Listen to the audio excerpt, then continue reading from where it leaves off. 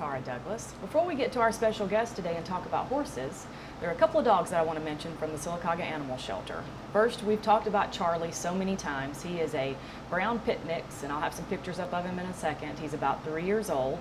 Charlie's been at the shelter for a couple of years now, and he had the unique opportunity to go spend some time with Meredith Dempsey at the Love of Dog.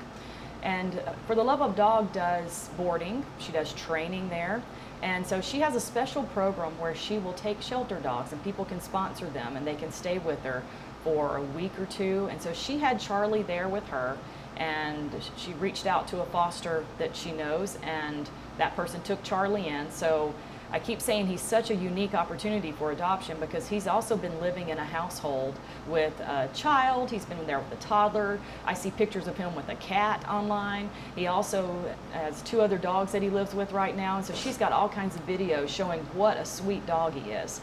So we're hoping that we can find him a home before he has to go back to the shelter. He's heading back to Meredith at For the Love of Dog, and I think he's heading back there this week, so he's got 1 more week with her, and we're just desperately looking for a home for him so he doesn't have to go back to that kennel he's lived in for a couple of years. So if you're interested in Charlie, contact the Feral Dogs of Avondale Mill. You can message us on Facebook. You can email us at theferaldogsofavondalemil@gmail.com, and we can get you in touch with Meredith, and we can get you in touch with the foster. Whatever information you need, we can have that for this particular dog. And he is, even though we've talked a lot about Charlie, he's not our pet of the week. So our next dog is Rutger. He is at the shelter. We had our wonderful mother-daughter duo, Jen Wyatt and Sharina Stroud, take him out and get some pictures of him walking last weekend. Rutger is about 3 years old also. He's been at the shelter for about 6 to 8 months, and he is a wonderful dog. He's so easy when he's out on walks. So if you're interested in Rutger, stop by the shelter, give them a call, let them know that you are interested in coming to see them, and you can always come and walk dogs on Saturdays from 11 to 1, and that's a great opportunity for you to meet dogs and see if there's a dog that's perfect for your household. So that's a great picture of Rutger and how happy he is when he comes out of the shelter. Now, we're going to get to our special guest. We have Robin Angelo here. She is the director at Coosa Valley MRI. She is also a certified integrated health coach, and she is certified in equine facilitated learning. So you're a practitioner for that also. So Yes. we got lots of horses to talk about. It's exciting. This is rare for us to talk about horses on Pet Connect. I'm excited to be here, Tara. We appreciate you coming in this morning. Now, tell us a little bit about yourself before we get into the horses. Yes, I would probably say that a large part, notice I say part of who I am, is about healthcare. I've been in healthcare for 35 years now.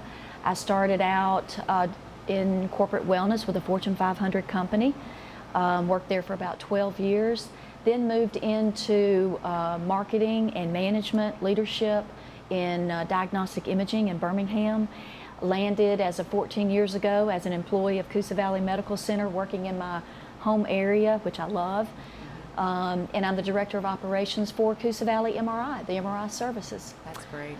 And I don't know if people realize how special it is that we have the MRI services we have here in a small town like Sylacauga, but your facility is outstanding. And before we go, if we have time, we'll talk about your new MRI machine you have there, because everybody in the healthcare world is excited about your MRI you have there. I think it's slowly becoming the talk of the town with a couple of things that we've got. So, yeah.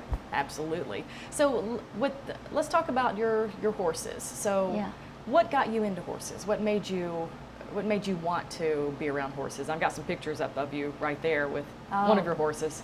Wow, well, that picture right there is one of my favorites. That is Dansur, and I call him my champion horse. And not champion because he's won all these ribbons and these trophies, but champion because he has changed the lives of so many people. And number one, myself, and I'll just delve right into this story, but gosh, probably I've owned Dansur for 10, 12 years now. And so when we purchased him, I wasn't really sure. My husband said, yeah, we've got to purchase this horse. This horse is a great horse. So we did a pre-purchase exam. We went through all the right things to do before you purchase a horse. And had no idea that this horse was going to carry me through the grieving process of the loss of my mother in 2009. Okay. In addition, I had had a bad accident on a horse, had a big contusion on my right hip, didn't want to ride horses again. This guy enabled me to get on a horse's back and learn to ride again and get that confidence again. So he's my champion in so many different ways. He's a big part of my horse life now. Okay. But you know, when I was growing up, Tara. Is this him also with the? Okay, yes, that is him also, and that is a picture of an EFL session, an equine facilitated learning session. Okay. And I was working with a young boy, and we were talking about rings and cones and horses' ears and how soft the horses' ears are. This young boy was autistic. Okay. And so Dunsure is the perfect horse for those types of settings. So with the equine facilitated learning, tell me a little bit about what you do in that area. Yeah, I would like to say it's up and coming, but this has really been around for several years. There's other organizations that provide these kinds of services. The institute that I studied last year was the Herd Institute in Orlando, Florida, and I got my certification in the first track, which is equine facilitated learning. Okay, there's an equine facilitated psychotherapy. That is not within my scope of practice. That's more of the licensed counselors, the social workers. So mine is you study the curriculum, and we did that online for a couple of months, and then I drove down to Orlando, did my clinicals there at the headquarters, and then took my test with all the horses and luckily passed. But that is exactly what it is. It is learning and growing individuals through them partnering with horses. It's simple as that. Okay. And the learning growing aspect is different for every individual. So I never know what that outcome of each session is going to be. And Tara, that was the hardest part for me because the curriculum there, and Dr. Veronica Lack, she's the president and CEO and founder of the Herd Institute. You know, I'm a planner. I'm going to have the lesson plan written up. I'm going to tell Tara what we're going to do, where you're going to go, where you're going to lead the horse, what you're expected to get out of the session. But in this EFL arena, that's not what we do. There is some structure. If you were to come to see me as a client wanting to learn and grow more about yourself, there would be some structure in my head, some planning, but I would allow your experience with the horse to be what it unfurls to be. It's called experiential learning. And that in a nutshell is what I do and how we partner with horses with clients. Okay. So if somebody is watching right now and they're wondering, is that something that could help them? Yeah. What kind of things would you recommend somebody looking into EFL and learning about themselves through horses? It is an open arena. I mean, if you are going through some type of life change, if you're looking to advance your career but you're afraid to do so, if you've gone through some life trauma, if you've got some type of learning disability, or a couple of people that I've seen, it's been house moms. They've raised children, they're in their 40s, and they wake up one morning and they don't know who they are. They don't know what happiness feels like. They want to find themselves again. And you spoke about my integrative health coaching. That's the platform that I work off of. Okay. Is establishing that platform of resiliency, stability, and longevity through a roadmap to your self-discovery. Okay. And it could be really anybody. And with horses, this might be a very broad question, but what is it about horses where they're just the perfect animal to do something like that? Well, dogs and cats are too. I mean, we've got decades and decades of how horses and cats, help individuals who are sick or who are depressed or who are lonely or who just want companionship or who want wonderful pets. And we have found over the past many years that horses can feel that capacity as well. They can lower blood pressure. They can help with people going through depression. They can help people going through life trauma. They can be a great companion. Dunsure is a great companion for me. But they're just, a little bit heavier or a little bit bigger. They are. But If you get in the here and now of that moment with the horse and you really get to understand the horse and allow the horse to understand you, and you develop that relationship, it takes it to a whole new level of what that relationship can be and what that partnership can be. Whether you're in, doesn't matter what discipline or sport you're in with a horse. It could be eventing, it could be dressage, it could be barrel racing, it could be roping, cutting horse, whatever it might be. So if somebody comes for a session with you, are they riding the horse, walking around with the horse, just interacting with the horse only? What happens? Or is that something that kind of grows as the session happens? Yeah, within my scope of practice, we're primarily on the ground. There's Okay. so much learning that can happen on the ground with the horse, but we are always with the horse. Okay. In some instances, it depends on the situation. We might get on the horse's back. Okay. And so it just really varies from client to client. Okay. And you've had horses for how long?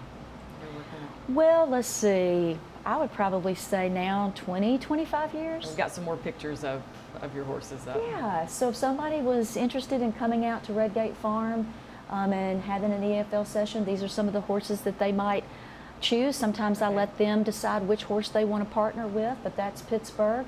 This is Kaizen. He's one of our younger horses. So do the horses choose them sometimes? Sometimes they do. Okay. Sometimes we will have two horses in the arena and we'll see how that session goes. The client will walk in and we'll see how the horses react and how the individual reacts. Well, the horses are beautiful, and you have such a beautiful property too. Thank you. If someone wants to do an EFL session, how do they need to contact you?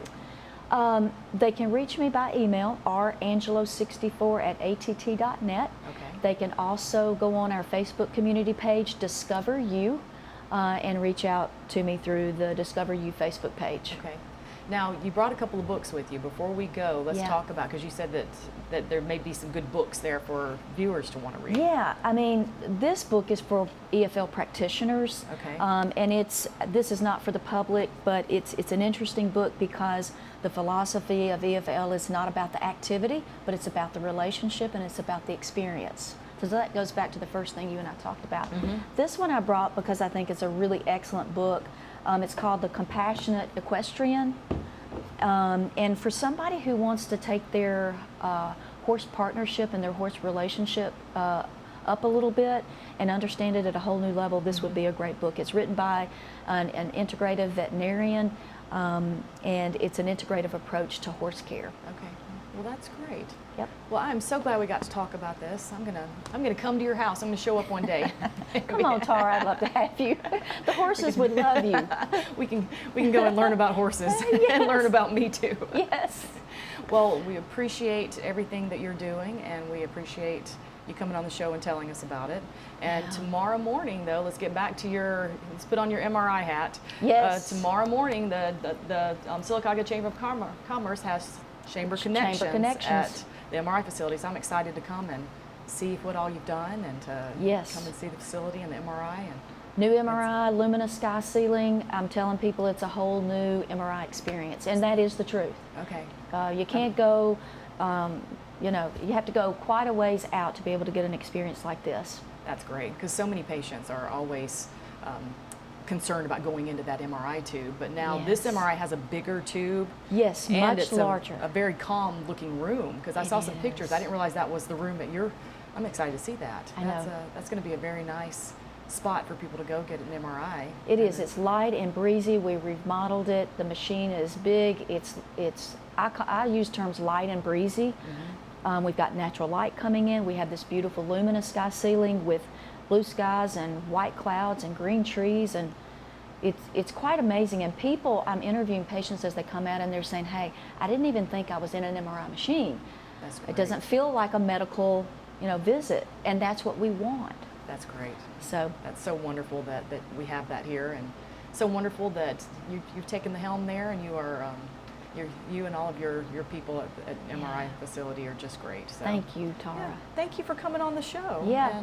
And remember, we've You're got welcome. Charlie and Rutger that are available for adoption, along with many other wonderful dogs at the Sylacauga shelter. So come on out this Saturday and help us walk some dogs, or you don't have to walk them, you can just come pet dogs, and we're there from 11 to 1. And thanks again, Robin, and we'll have more Daybreak after these messages. Thank you.